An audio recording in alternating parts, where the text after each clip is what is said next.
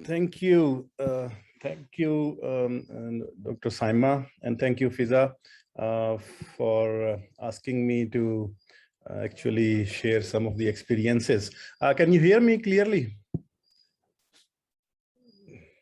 Okay, so let me first, I think, point out that in Pakistan, the biggest need nowadays is to recognize that although there is a long list of key population when it comes to HIV/AIDS, and we include sex workers in it, we call them men having sex with men, hijra sex workers, commercial sex workers, and injection drug users. But last 10 years, you must have noted that there is a huge increase in the prevalence and incidence of HIV and AIDS in Pakistan, almost 100% increase since 2010. I was part of last 10 years, some of the assignments on, you can see the IBBS, the Integrated Biological and Behavioral Surveillance. I was part of the Global Fund grant development. For the last two grants, I was consultant for development of the grant. Saima आवाज आ रही है? आपका mic mute है. Yes, we can hear you. Okay. We can't see you. Oh, okay. So I think the signal is too poor. Okay. So no, I thought instead of you may not be even listening to me. So this is something which you should understand that for the last 10 years, the most of this epidemic has changed from a sex worker to syringes. So it's like one S going into another S. So you can see the Ratodero example. You can see the Mandi Baudin and Gujarat and Faisalabad, and you repeatedly, it has told us that it is not the community behavior, it is the behavior of the doctor, the GP, and most of the people who are not governed properly. We call them quacks, but I think I have seen many doctors who are even worse than quacks. So just to make money, to save 10 rupees on a syringe, they are reusing the syringes, they are reusing the IV cannulas.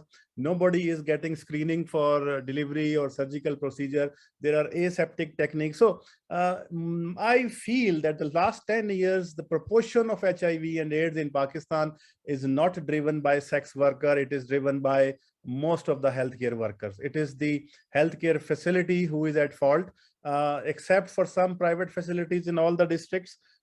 Some very good private sector facilities. People think in Pakistan, then when they go to a private sector facility, they get a quality care. No, only a few private sector facilities provide quality care.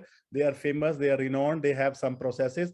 Majority of the private sector is for profit, and they don't think even twice before reusing the equipment, reusing the syringes, and reusing the. And I have seen fellows.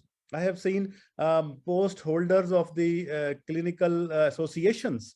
I have seen them doing this sad state of affairs. You go to a dentist, you are never sure, and we have asked people to take their own disposable kit whenever they are going to a dentist.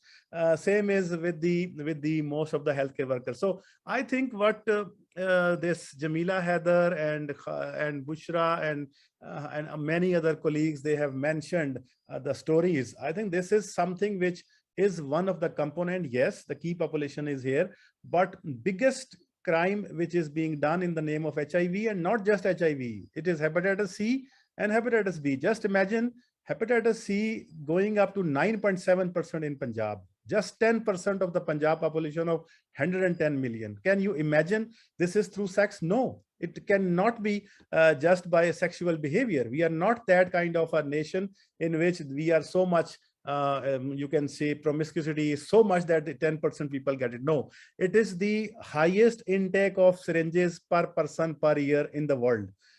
Millions of injections per year people take. They don't think twice. They think that only this tika or syringe or injection will cure them. KPK is like this, Punjab is like this, rural Sindh is like this. People make money through drips and they reuse the IV drip center. So I just wanted to highlight, although the topic is different now today, but I wanted to highlight that we should start talking about HIV/AIDS as an iatrogenic problem, not as a community misbehavior problem, not as a sexual problem. So whenever you are trying to develop a course, tell the doctor that you will be responsible for spreading hepatitis C, hepatitis B, and HIV. It is not that poor commercial sex worker or a men having sex with men, or a hijra sex worker, or a transgender who is compelled maybe sometime in a month on a sexual intercourse.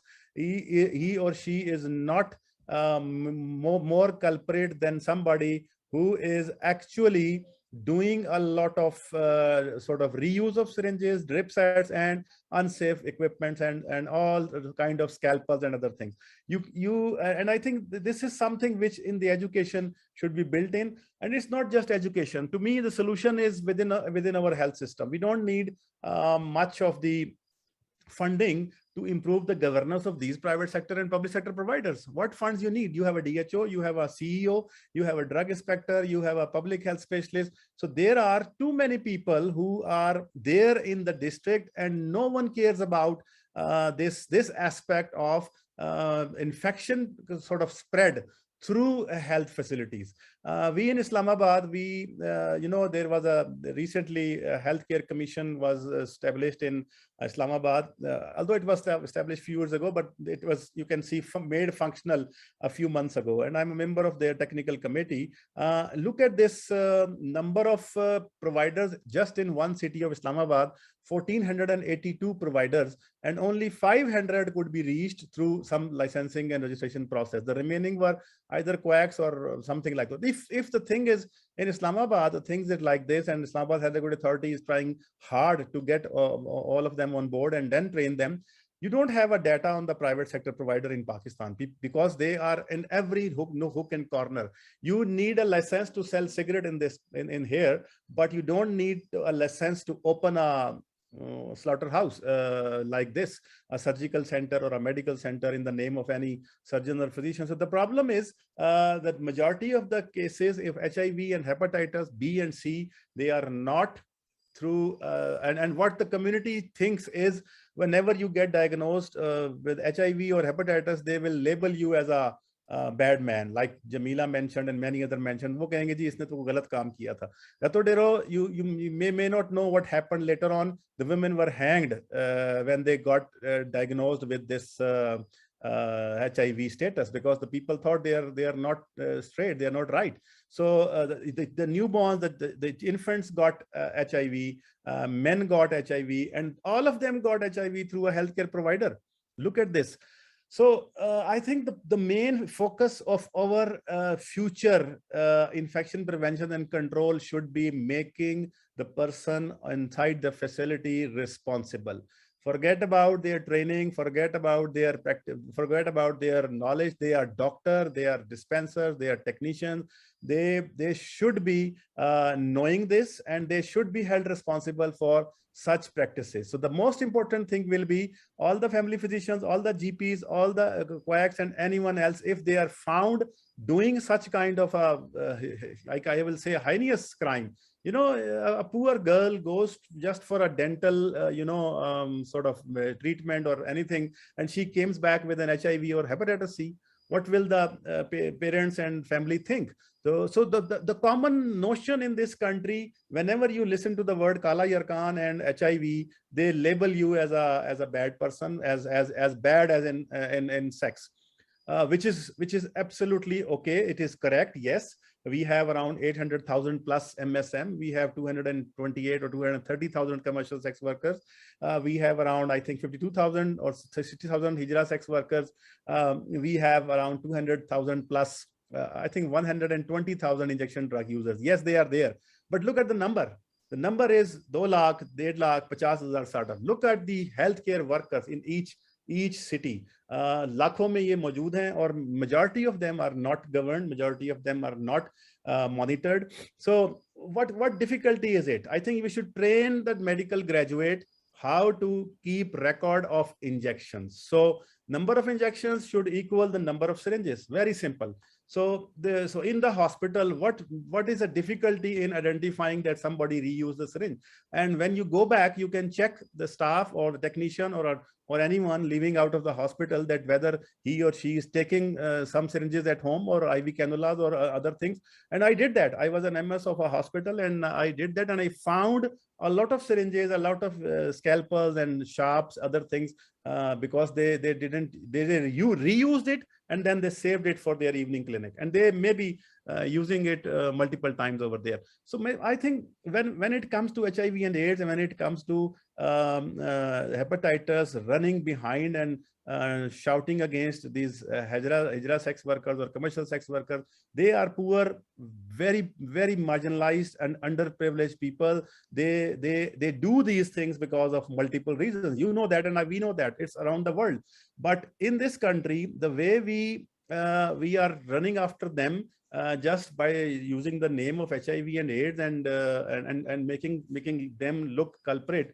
Not all of them will be transmitting, but majority of the iatrogenic causes are preventable. They are more than easily approachable. If the governance is improved, if the education is improved, if the people are taught that there is a law in this country which can make you, you know what happened after Atodero? No one knows what happened. Who infected them, what was there, whether he or she got some sentence or what, I don't know. But it is not just one. There are multiple, and we always find out on a daily basis that somebody got hepatitis C and somebody got, when our workers are going to... Dr. Khan, sorry for interrupting, but we are just running out of time. So yeah, I'm concluding. Finish in 1 minute. So, Thank you. Yeah, I'll share the screen that we have one.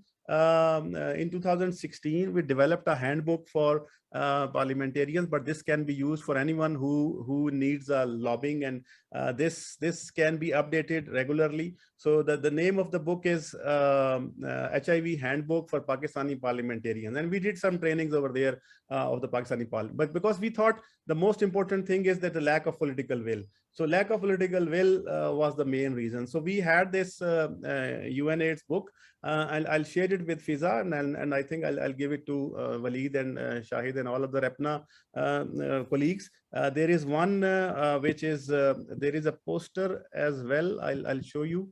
This is the book, and then this is the poster. So you can always sort of get this lot of disseminated, and it is available with UNAIDS, and it is not a, you can say, it's in public domain. It's easily available, and these are the things which we actually did. And then something like we can use these for all kind of trainings. When it comes to training, there is a we, all of us university people, they can have a certification, like we talked about infection prevention and control certification, and then there is a diploma, and then there is a higher level infectious disease fellowships and other things. I agree with Soumya. Already Pakistan Society of Internal Medicine doing a lot. No need of reinventing the wheel. Make partnerships with UHS, with King Edward University, with HSA.